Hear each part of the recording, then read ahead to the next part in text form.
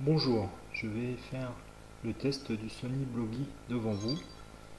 Donc le voici, tout beau. Donc il s'agit en fait du Sony Blogi MHS PM5K.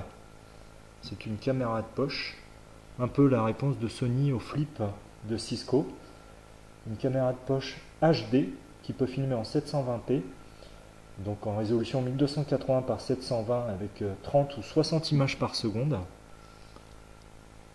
Ou alors en 1080p avec 1920 par 1080 de résolution, mais à 30 images par seconde seulement.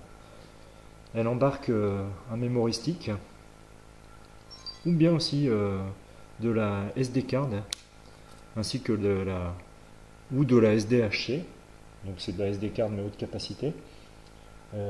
Pour ce qui est du memory stick, il s'agit donc des memory stick Pro Duo.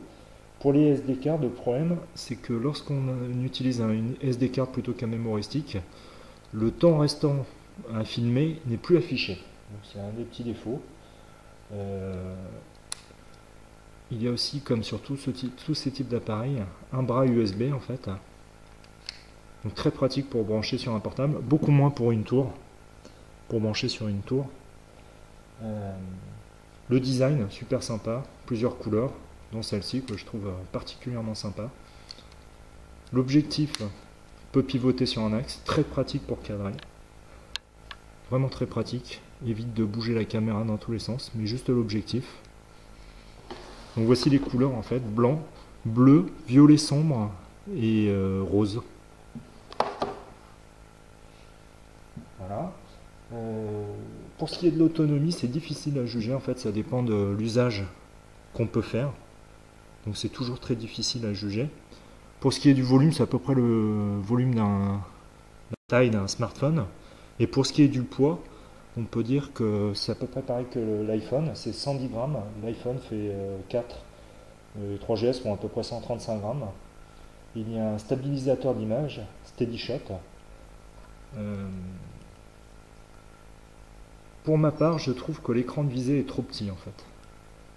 L'écran de visée fait à peu près la moitié de l'écran LCD, même moins en fait. Et c'est dommage parce que on n'y voit pas beaucoup. Il s'agit d'un TFT. On aurait gagné à avoir un écran AMOLED moins sensible à la luminosité, car lorsqu'on le filme en plein soleil, on voit plus beaucoup de choses sur ce tout petit écran, du fait de la réverbération.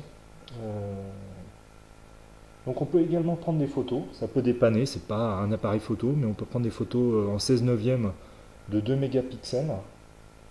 Il y a une reconnaissance des visages.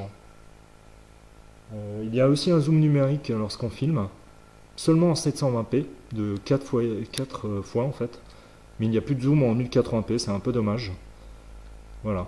Donc qu'est-ce qu'on peut dire? On peut dire que cet appareil est vraiment ergonomique, sauf deux boutons en fait, enfin un bouton particulièrement, celui de prise de photo ici, que je trouve pas hyper ergonomique parce qu'il faut appuyer assez fort dessus pour que la photo se déclenche et on a tendance à déséquilibrer l'appareil. Voilà, sinon pas grand chose à redire. Appareil super ergonomique, joli. Donc voilà, dans la tendance. Si vous voulez en savoir plus, le test complet sur mon site.